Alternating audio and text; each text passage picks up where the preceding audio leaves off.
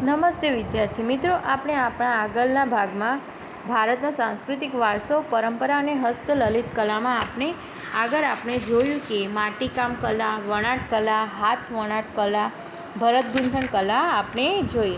હવે આપણે આગળ જોઈશું ચર્મ ઉદ્યોગ.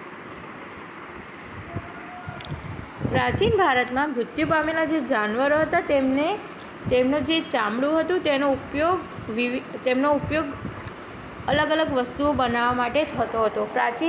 પ્રાચીન કાળથી જ પ્રાણીઓના મૃત્યુ પછી પરંપરાગત રીતે તેમનું ચામડું હોય એને પ્રોસેસિંગ કરીને તેમાંથી અલગ અલગ વસ્તુ બનાવવામાં આવતી હતી. જેવી કે ખેતી માટે કૂવામાંથી પાણી કાઢવા માટેના કોષ, પાણીની મશકો, પખલાઓ, ચામડાનો ઉપયોગ થતો હતો તથા ઢોલ, નગારા, તબલા, ઢોલક જેવા સંગીતના સાધનો બનાવવા માટે પણ ચામડાનો ઉપયોગ થતો હતો. એમ ઘણી બધી રીતે ચામડાનો ઉપયોગ થતો હતો. મોટાભાગે ભારતમાં ચામડાનો જે ઉદ્યોગ છે, ચર્મ ઉદ્યોગ છે, તે આગવું સ્થાન ધરાવે છે. તેમાંથી વિવિધ પ્રકારની ચામડાની ભરત ગૂંથણવાળી મોજડીઓ, પગરખાં, ચામડાના પાકીટ, પટ્ટા, ઘોડા અને ઊંટ જેવા પ્રાણીઓની પીઠ ઉપર મૂકવામાં આવતા સાજ, પલંગ અને લગામ તેમજ ચાબુક માટેની દોરીઓ પણ ચામડામાંથી બનાવવામાં આવતી હતી. હવે આપણે જોઈશું આગળ હીરા મોતીકામ અને મીના કારીગરી. ભારતની પૂર્વ, પશ્ચિમ અને દક્ષિણની ત્રણેય દિશાઓમાં 7,517 કિલોમીટર જેટલો લાંબો સમુદ્ર કિનારો છે. તેમાંથી હીરા મોતીનો ઉપયોગ મોટા પ્રમાણમાં થતો આવે છે. જ્યારે દરિયા માર્ગની મુસાફરી ખેડીને દરિયાપાર દેશો સાથે વેપારીના સંબંધોને કારણે હીરા મોતીનો વેપાર પણ થતો રહેતો હતો.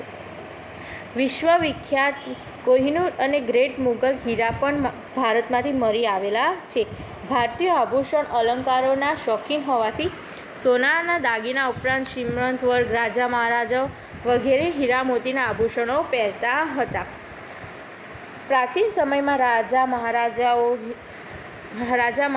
હીરા, મોતી, માણેક, પન્ના, પોખરજ, નીલમ વગેરે રત્નોનો ઉપયોગ વસ્ત્ર આભૂષણની શોભા વધારવા કરતા હતા.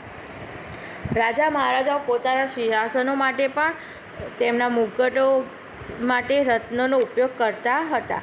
ગુજરાતમાં મોતીકામનો સવિશેષ ઉપયોગ થતો જોવા મળે છે. મોતીના કલાત્મક તોરણો, માળાઓ, કળશ, ઘૂઘરા, બારી, ચાકળા, લગ્નના નાળિયેર, ઈંઢોણી, પંખા, બળદ માટેના સુશોભન કરેલા મોડિયા વગેરેમાં આપણે મોતીકામની કલા કારીગરી અદ્ભુત રીતે જોવા મળે છે.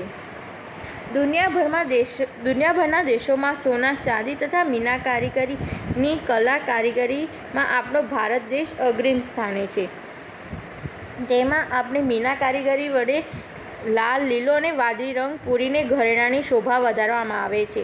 આપણા દેશના જે કારીગરો છે તેઓ કૌશલ્ય અને નિપુણતા ધરાવતા હતા.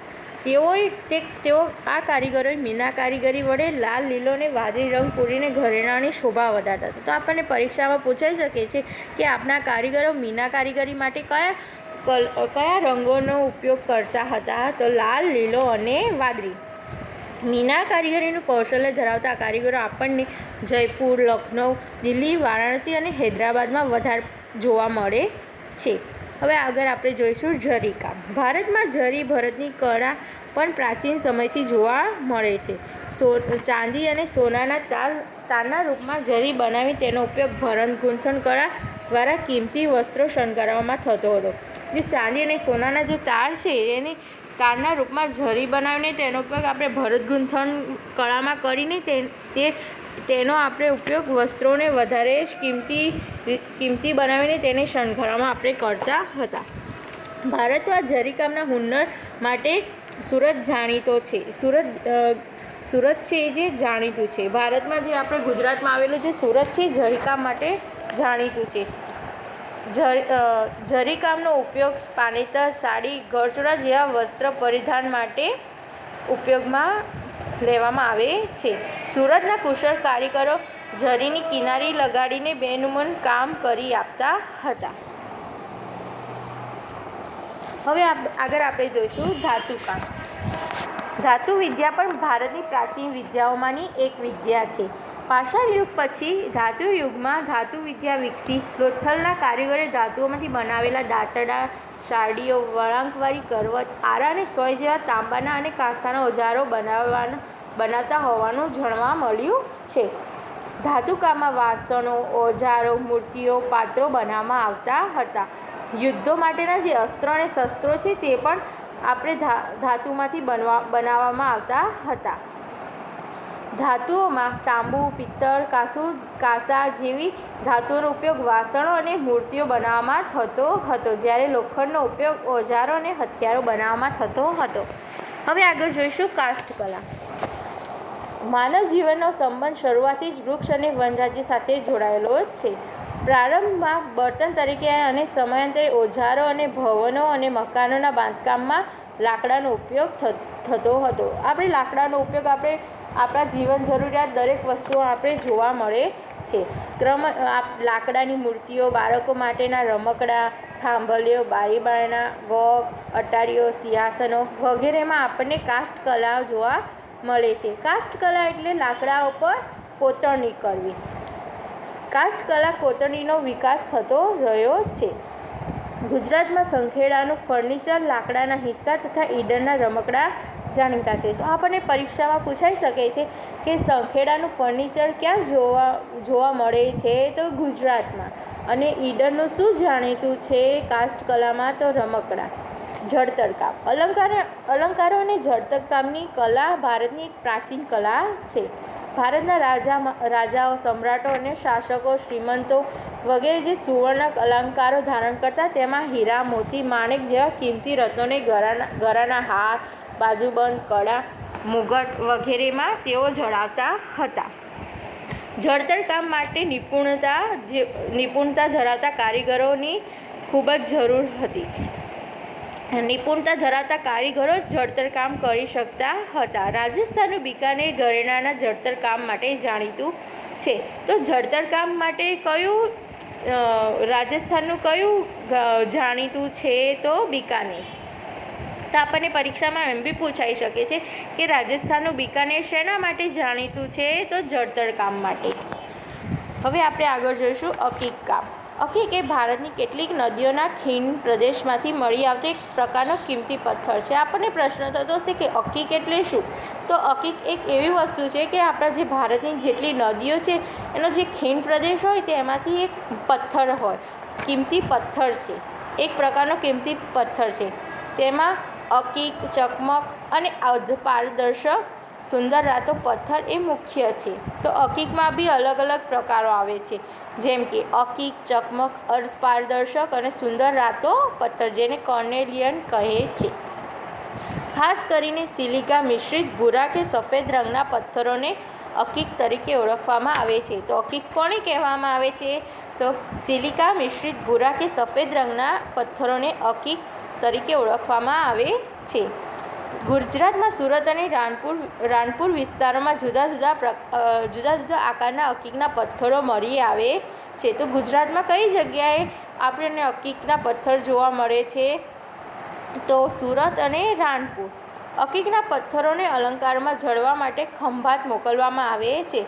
અકીકના પથ્થર આપણને સુરત અને રાણપુરમાં મળે છે, પણ એને જડવા માટે ખંભાત મોકલવામાં આવે છે. ખંભાતના જે કુશળ કારીગરો, નિપુણતા ધરાવતા કારીગરો છે, અકીકના પથ્થરો ઉપર પહેલ પાડવાની અને અન્ય પ્રક્રિયા કરી તેનો વિવિધ અલંકારોમાં જડવાનું કામ કરે છે.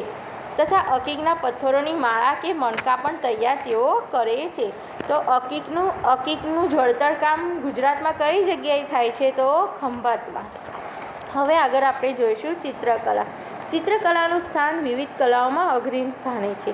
રંગ અને રેખાઓ દ્વારા કલા અને સૌંદર્યનું રસપાન કરાવતી ચિત્રકલામાં પ્રકૃતિના જળ અને ચૈતન્ય સ્વરૂપોમાં રહેલા વિવિધ ભાવોનું દર્શન કરાવવાની ક્ષમતા છે. આશરે 5000 વર્ષ જૂની હડપ્પા સંસ્કૃતિના અવશેષોમાંથી ભારતીય ચિત્રકલાના પુરાવા મળી આવ્યા છે. તો ચિત્રકલાના પુરાવા આપણને ક્યારે મળી આવ્યા હતા? તો 5 વર્ષ પહેલાં. અને ક્યાંથી મળ્યા હતા? તો જૂની હડપ્પા સંસ્કૃતિમાંથી આપણને ભારતીય ચિત્રકલાના પુરાવા મળી આવ્યા હતા. પાષાણ યુગના આદિમાનવના ગુફા ચિત્રોમાં પશુ પક્ષીઓના આલેખનો જોવા મળે છે. જ્યાં આદિમાનવો આપણા પાષાણ યુગમાં જે આદિમાનવો હતા તેઓ ગુફામાં રહેતા હતા, તો ત્યાં તેઓ પશુ પક્ષીઓના ચિત્રો કરેલા જોવા આપણને મળે છે. હડપ્પાના લોકો માટીના વાસણો પર ફૂલ છોડ અને ભૌમિતિક રેખાંકોની ભાત પાડતા હતા. જે હડપ્પીય સંસ્કૃતિના જે લોકો હતા તેઓ માટીના વાસણો પર ફૂલ છોડ અને ભૌમિતિક રેખાંકોની ભાત તેઓ પાડતા હતા. આ ભાતથી તેઓ ચિત્રકલા કરતા હતા. મધ્યપ્રદેશના હાથી, ગૈડા, હરણો ઇત્યાદિ ચિત્રો નોંધપાત્ર છે. અજંતા ઇલોરાની જે ગુફાઓમાં છે ત્યાં આગળ આપણને ભારતીય ચિત્રકલાના અજોડ નમૂના જોવા મળે છે. આ ભારતમાં પારંપરિક રીતે મંગળ પ્રસંગોએ સ્વસ્તિક, કળશ, ગણેશના ચિત્રો દોરવાની એક પ્રથા જોવા આપણને મળે છે. તથા આપણે વારે તહેવારે રંગોળી પણ કરીએ છીએ. આ બધા આપણી ચિત્રકલાના પણ એક નમૂના છે. હવે આગળ જોઈશું આપણે ભારતની લલિત કલાઓ. ગાયન, વાદન, નર્તન અને વિવિધ પાત્રોની વેશભૂષા ધારણ કરી કોઈ કથા કે પ્રસંગ ભજવતું એ ભારતીય સંસ્કૃતિની વિશેષતા છે. રામાયણ, મહાભારત જેવા મહાન ગ્રંથો અને અન્ય ભારતીય સાહિત્યના આધારે મનોરંજન સાથે લોક સંસ્કાર આપવાનું કાર્ય લાંબા સમયથી ભારતમાં ચાલતું આવ્યું છે, જેનો આપણે ઊંડો અભ્યાસ કરીએ છીએ.